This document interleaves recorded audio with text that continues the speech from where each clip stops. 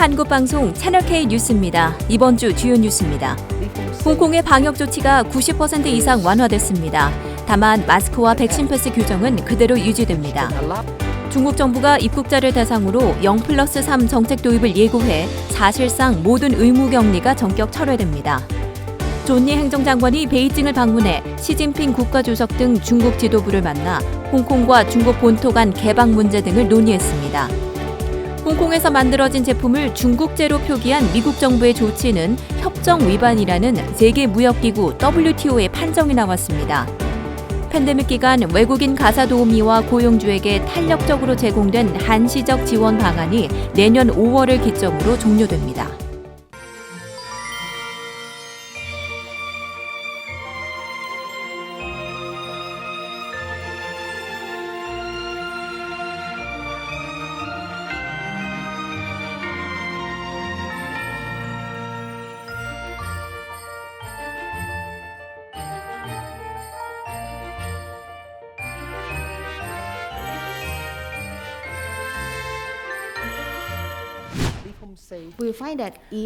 첫 소식입니다. 홍콩의 사회적 거리두기 조치가 추가로 완화되면서 사실상 방역 조치 90% 이상이 철회됐습니다. 케이터링 시설과 연회장 인원 수에 대한 상한이 사라졌고 술집, 나이트클럽, 연회장 입장 및 단체 여행객에게 요구되던 신속 강원 검사 음성 결과 제출도 없어졌습니다. 또 공공 유흥 장소를 포함해 마장룸, 스포츠 경기장 등 야외 공간에서의 음식 섭취도 가능합니다. 영화관과 공연장 역시 팬데믹 이전 수준의 정상 운영에 돌입하기로 했습니다. 존니 행정장관은 과감하게 방역 조치를 실시하지만 마스크 착용과 백신 패스는 그대로 유지한다고 밝혔습니다. 또 지난주 리브홈세이프 앱과 황색 코드 발급 중단 후 사회 전반의 반응이 긍정적이라며 유연해진 방역 조치에 발맞춰 여행객 수도 빠르게 급증할 것으로 내다봤습니다. 리샤인 위생부 부국장 역시 홍콩의 코로나 바이러스 감염이 여전히 증가세를 보이고 있지만 이전만큼 위험하기보다는 오히려 정체기에 접어들었다고 판단하고 있습니다. 중국 정부는 다음 달 3일부터 입국자를 대상으로 모든 의무 격리 요건을 전격 철회할 예정인 것으로 알려졌습니다. 정부 관계자는 0+3 정책 도입이 임박했다며 사실상 2023년 새해엔 중국이 그간 걸어 잠근 빗장을 모두 풀 것임을 시사했습니다. 0+3 제도가 시행됨에 따라 입국자들은 자택 혹은 호텔에서 사흘간 자발적 의료 감시만 실시하면 됩니다. 외교부 대변인은 또 향후 입국자에 대한 추가 편의를 제공하는 방안도 고려 중이라고 덧붙였습니다. 존니 행정장관이 나흘 일정으로 베이징을 방문해 시진핑 국가주석 등 중국 지도부를 만나 홍콩과 중국 본토의 개방 문제 등을 논의했습니다. 코로나19 확산에 따라 제한됐던 중국 본토와 다른 나라들에 대한 홍콩의 재개방 문제와 경제발전 추진에 관한 내용도 포함된 것으로 알려졌습니다. 또 홍콩과 마카오를 관할하는 중국 관료들을 만나 홍콩과 마카오, 중국 본토 간 통행 규제 완화 방안도 논의에 포함됐습니다.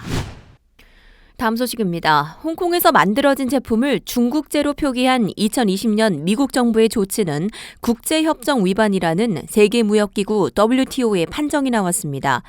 WTO 홈페이지에 공개된 결정문에 따르면 WTO 분쟁 해결기구 DSB는 미국 정부가 국가 안보를 명분으로 내린 조치가 1994년 관세와 무역에 관한 일반 협정을 거스른다고 판정했는데요. WTO는 미국의 이 같은 조치는 다른 회원국 대비 홍콩산 제품들의 불리한 조건을 부과한 것이므로 명백한 협정 위반에 해당한다고 설명했습니다. 홍콩 정부가 팬데믹 기간 외국인 가사 도우미와 고용주에게 탄력적으로 제공해온 한시적 지원 방안을 내년 5월 1일부로 종료한다고 발표했습니다.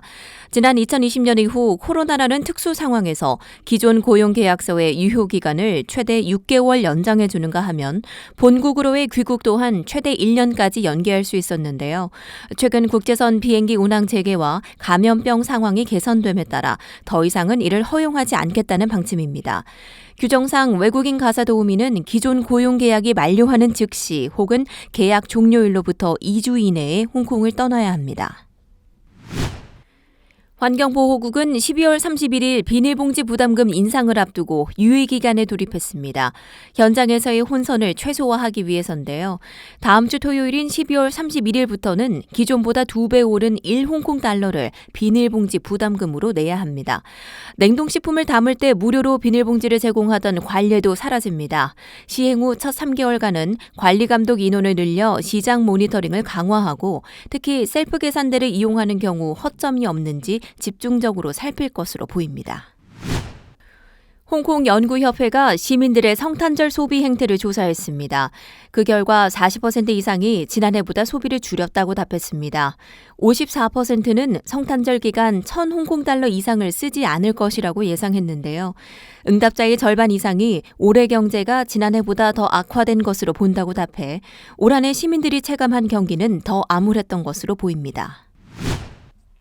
MTR 측이 성탄절 전야와 새해 전야 이틀간 야간 MTR 열차 서비스를 제공합니다.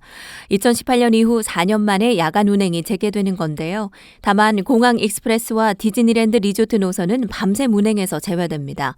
MTR 측은 기나긴 팬데믹 기간 이후 일상으로의 점진적 복귀를 축하하는 의미에서 시민들이 축제 행사를 즐길 수 있길 바란다고 전했습니다. 이어서 한인 소식입니다. 올해 처음으로 발족된 홍콩 한인회 장학기금이 두 번째로 장학금 전달식을 가졌습니다. 지난 8월 17명의 학생에게 전달한 데 이어서 이번에는 18명의 장학생을 선발해 장학금을 전달했습니다. 또 이날 글로벌 한상드림 장학생에게도 장학 혜택이 주어졌습니다. 홍콩 한국토요학교가 지난 10월 한글날을 맞아 개최했던 글짓기 대회 시상식을 지난 토요일 KIS에서 열었습니다. 토요학교는 한글의 소중함을 되새기고 한글 글짓기 실력을 향상시킬 수 있도록 매년 개최하고 있는데요. 이번 대회에서는 가을, 친구, 가족, 환경, SNS 등 학년별 다양한 주제로 300여 명의 학생들이 글짓기에 참여했습니다. 홍콩 한국국제학교 방과후 수업으로 골프가 큰 인기를 끌고 있습니다. 다양한 방과후 활동 중 골프를 선택한 학생들은 인근 타이쿠에 위치한 실내 골프 연습장에서 매주 3회 수업을 통해 배우고 있는데요. 대부분 처음 골프채를 만져보기에 자세도 어색하고 공을 맞히는 것도 쉽지 않지만 아이들의 만족도가 매우 높다고 합니다. Teaching the Korean international kids, it's I kind of hope to help them because I want to give them opportunity as well. 프리미엄 치킨으로 알려진 프라닭 치킨의 해외 1호점이자 홍콩 1호점이 정관호 파크 센트럴 쇼핑몰에 등장했습니다. 프라닭은 오븐으로 굽고 다시 튀기는 새로운 3세대 조리법으로 인기를 끌고 있습니다. 홍콩 운영을 맡고 있는 신세계 식품은 이달 말 침사추이의 2호점 개점을 앞두고 있습니다. 제25대 홍콩 한인상공회 회장으로 신성철 후보가 당선됐습니다. 상공회는 회장 선거 입후보 등록 마감 결과 신성철 후보자가 단독 등록해 무투표 당선됐다고 발표했습니다. 신 당선자는 상공회에서 이사 및 감사를 역임했습니다. 여러분의 신년 축하 메시지를 기다립니다. 2023년 개묘년 새해를 맞아 꿈과 희망을 담은 짧은 문구를 보내주세요. 새해 다짐이나 사랑하는 사람에게 전하는 마음도 좋습니다. 수요저널 신문 지면과 채널K 방송을 통해 만나볼 수 있습니다. 소정의 커피 상품권도 준비되어 있으니까요. 여러분의 많은 참여 기다립니다.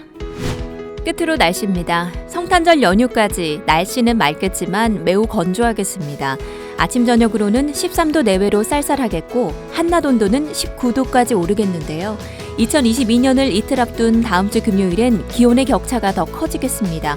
곳에 따라서는 기온이 한 자릿수까지 내려가는 곳도 있겠습니다. 큰 일교차에 감기 걸리지 않도록 유의하시기 바랍니다. 채널K 뉴스였습니다. 따뜻하고 행복한 연말연시 보내십시오. 고맙습니다.